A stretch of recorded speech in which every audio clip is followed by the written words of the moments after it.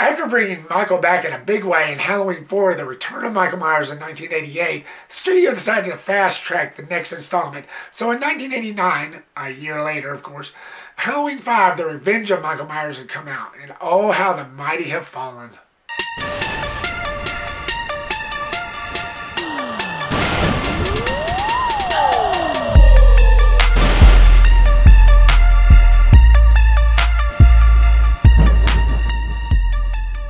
What's up everybody, and welcome back to my Halloween film series review. Thank you so much guys for clicking here, I really do appreciate it. Now that I've gotten my Rob Zombie film series review done with, I figured I'd take this opportunity to get back to the Halloween franchise, especially with Halloween Ends just around the corner. I figured I'd take the time to get this done with and get as much of these out as I can by the time that film comes out. Of course, minus the Rob Zombie films, because I just did those for that segment. I'm going to get the rest of these out as soon as possible. And if you've not checked them out yet, my reviews for the first 4 of these films is down in the section below, so check those out when you can. A year has passed since the events of Halloween 4 as Michael Myers continues to attempt to kill his now mute niece in a bloody rampage of revenge. This one I've always deemed as being the weakest of the franchise. I say that knowing full well of Halloween 3's existence. I know, how bad could Halloween 5 actually be? But before we get into all that, let's start off with the positives for Halloween 5, The Revenge of Michael Myers. I do admit that the look had fared pretty well. That autumn look, the time of the season, that all fared pretty well. I liked the way the movie looked. And I do admit that this took some thinking. But Alan Howarth's score, who takes over from Carpenter after his departure after 3, wasn't bad. Yeah, I like his nice blend of mixture of synthesized from Carpenter's work mixed in with Alan's own. It wasn't bad. I actually did like the score. I actually like what Alan Howarth has brought to the series after Carpenter's departure. Unfortunately, that's all I can say about this one because this one was the weakest, the most annoying chapter of the series thus far. So as we dive into the negatives, I've got to say that the direction never really was a fan of. It was very lousy and it negates everything that Halloween 4 stood for. And that, my freaker, was awesome. They really should have just left it at that and then skipped a couple. The whole direction just never set well with me. First of all, you do get that kick-ass ending scene to Halloween 4. They attach it to this film. And that was pretty awesome. It just kind of reminds you that this is a direct sequel. You get that awesome kick-ass scene where Rachel runs Michael over and then they shoot him into that hole. But then it kind of takes a turn.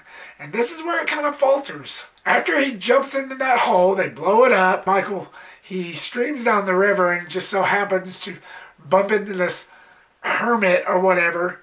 And he nurses him back to health within a year's time. Something about that just felt unsettling. It never felt right to me. I don't know what it is. It never felt right to me. It just made Michael seem weak. Which, I mean, I guess after going through what he did at the end of 4, maybe I can see it. But by this point, we've already established that he's a strong mofo. So, again, I just don't buy it. I just don't buy that whole beginning premise.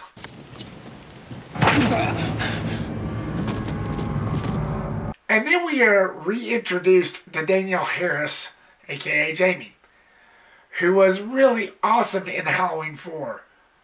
But they dumbed her character down to a T in this film in 5. First of all, they made her mute, which was a big ass mistake. Secondly, they had this whole psychic connection between Michael and Jamie. Now, I've got on length to say how much of a fan I was of that between Laurie and Michael in the Rob Zombie's Halloween 2.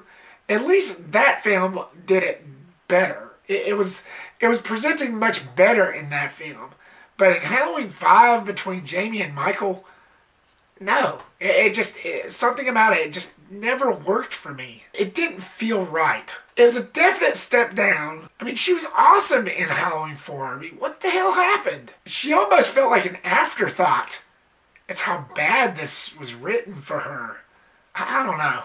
Plus the whole cat and mouse game between Michael and Jamie Will he catch her? Will he not?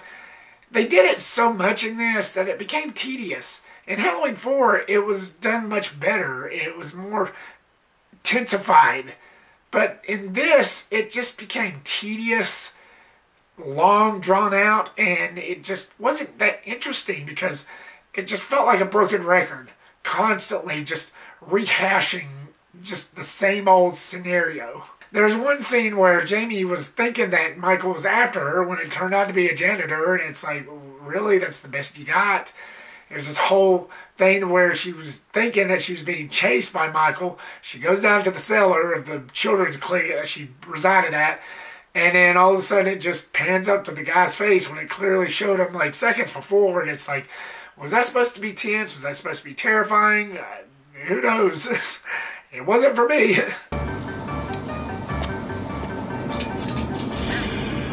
It's all right.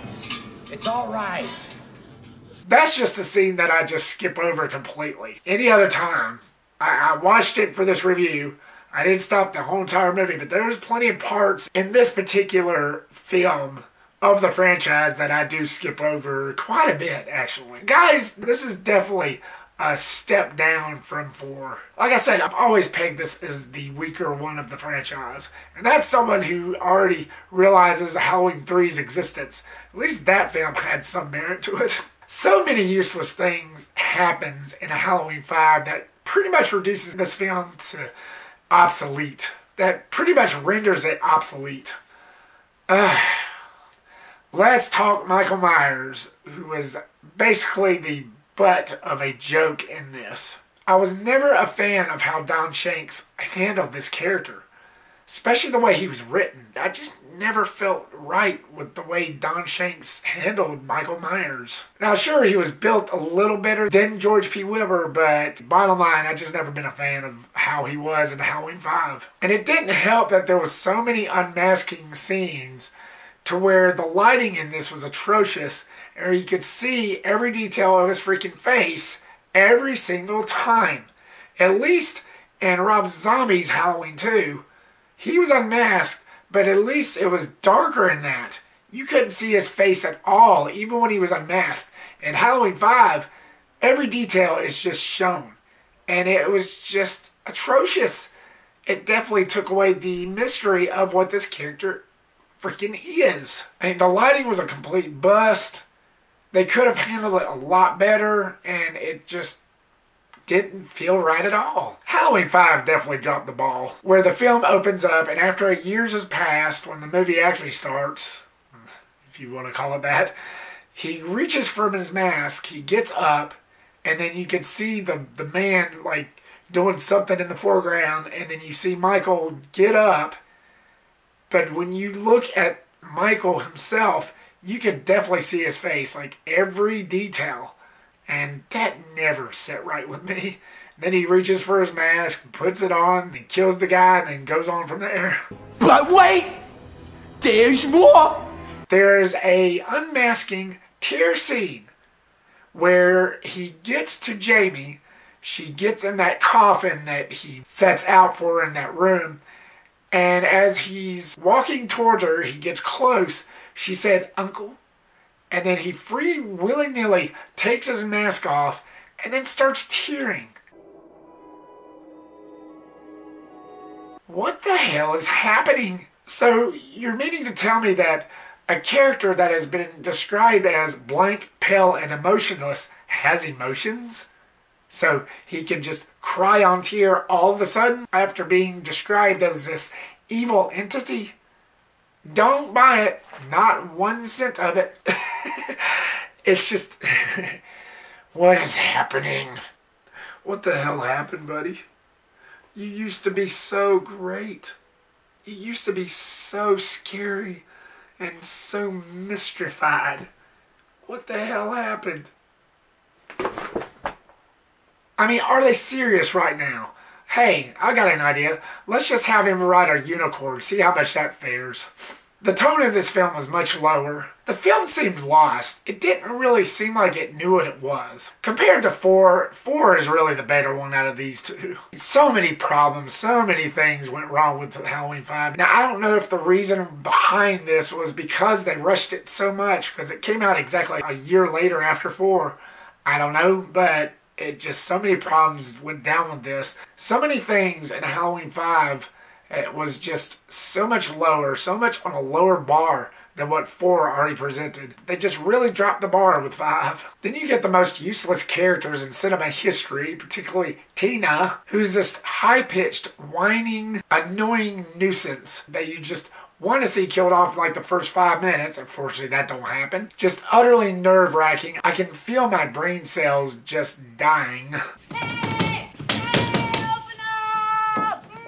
There's a scene where Tina goes to Rachel's house, tries to find her, and then she promises the dog some water, and she never does it. She gets sidetracked by her friend, and she literally goes back out and pets the dog before she leaves.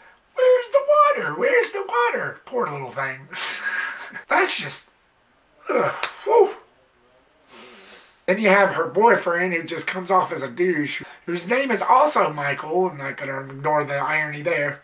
Mikey for short. He just comes off as a douche, and you really do cheer for his death. Then you got our other friends, this couple, who is just equally annoying as she is, as Tina is. Samantha and Spitz, who his only purpose there is to have sex and then die. I guess this being a slasher film does kind of hold its merits a little bit, but still.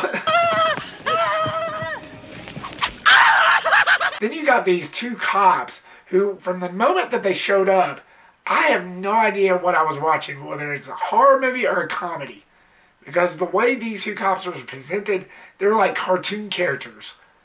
And I was just thinking to myself, what the hell is going on here? Like, as soon as they show up on the screen, you hear these weird sound effects, exactly what you would hear in a cartoon. And I'm thinking, okay, this movie is not taking itself seriously at all. And going back to what I said about it not knowing what it is, that's a clear example. As soon as these two cops shows up, yeah, you have no idea what the hell you're watching, whether it's a horror or a comedy. All clear. Nothing above, nothing below. Like I said, you get these weird sound effects that just sound slapstickish. Like a mix of Three Stooges and Looney Tunes. Just these useless cop characters whose sole purpose was to try to bring some sort of comedic tone to the film. I got news for you. Didn't work. Fortunately, we're lousy cops. Sorry. And I have gone on length on talking about how awesome the Rachel character was from 4, Ellie Cornell's character. The way they get rid of her in Halloween 5 is atrocious. I think at one point I remember hearing the actor saying that she was this close to walking off set because of that. Because it was so disrespectful. And I wish she had. I really wish she had. I can't remember the reason why she stayed. Maybe it was a last minute thing. She had no choice, contract thing. But it was just so disrespectful the way they got rid of her. It was so quick and just so tedious that it just... I couldn't believe it. I just couldn't believe it. And I thought she was an awesome final girl in 4. She was kick-ass. She had it all. But the way that they got rid of her in this, to get rid of her the way they did in this film, no. No, you don't do that. No! I think it would have served them right if Ellie Cornell just upped and left. Just leave and save herself some dignity. Like I said, I loved her in 4. And it's just so heartbreaking the way they got rid of her in this. Now let's talk about Dr. Loomis. I also spoke at length throughout this whole entire series on how much of a symbol he was to this. An all-out symbol of the whole entire franchise, because he was basically Michael's doctor and he was the only character that knew what the hell he was talking about. Once again, this film pretty much reminds you that it doesn't give a crap. So they basically reduces the Dr. Loomis character down from an awesome figure of this series down to this creepy old man that just does nothing but linger and acts like a jackass. and doesn't give 2 cents at all. At one point, he actually hangs Jamie as bait. He actually treats her like bait. All the reasons so that he can get to Michael. Let's play a game. Catch the little girl. Catch Michael. That's just not something that Dr. Loomis would do. I really do feel sorry for Donald Pleasence, for him having to endure the character change in such a disrespectful manner. It's just so disappointing. The Dr. Loomis character just gets reduced down to just so much to what the character was supposed to be and what we all know and love. Just... why? The way that they wrote that character in Halloween 5 was just atrocious. And it's not the Dr. Loomis that I remember. And it's not the Dr. Loomis that we all know and love. I'm sorry, I'd probably take Malcolm McDowell's portrayal of Dr. Loomis over this portrayal. And again, I'm so sorry, but that's just how it is. All the more things added to this movie that they just pretty much took a crap on. Let's talk Michael Myers' house. Let me collect myself before I continue.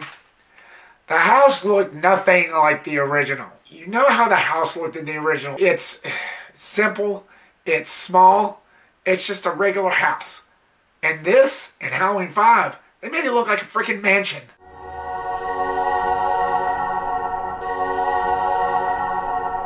Seriously, if I wasn't a pile of goo already, I couldn't believe what I was seeing.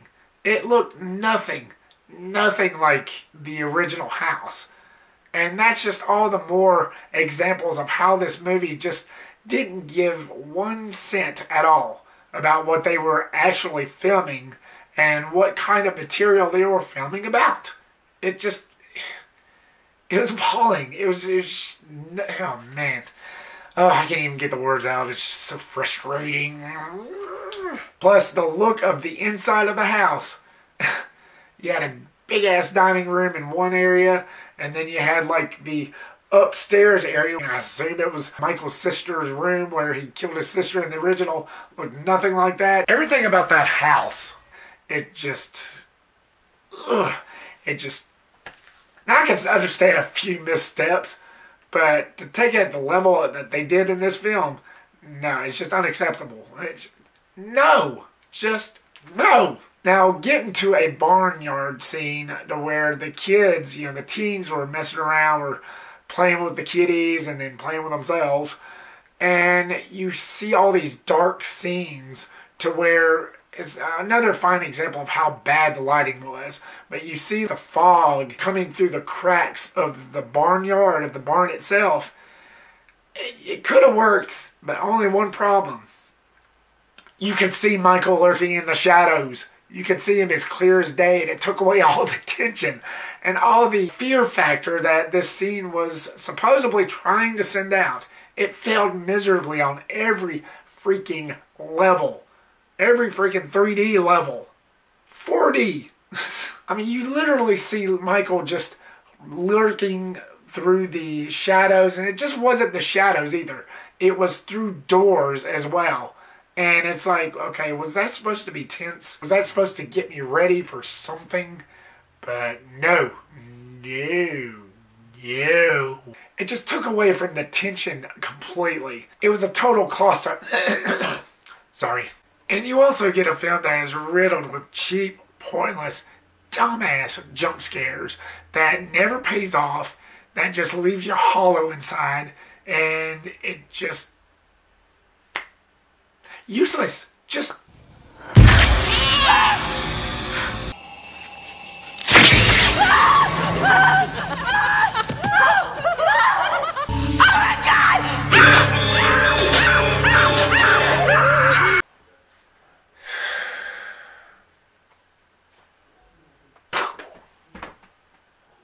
But I digress.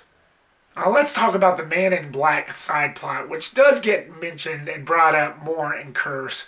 It does kind of get laid out a little more in Curse. But for Halloween 5, that never worked for me either. You see this Man in Black getting off a bus, and then he starts walking, and then being at these areas where Michael is, where you kind of get the impression that there's some sort of connection between Michael and whoever this guy is. They explain it further in Curse in the next installment, but still, for this movie, it just made it seem awkward. And it took away from where the real villain was supposed to be, if you could call him that. Which made the end scene make no sense whatsoever, to where the Man in Black supposedly breaks Michael out by shooting up the place. And it wasn't even that good in telling it. It didn't show it well at all.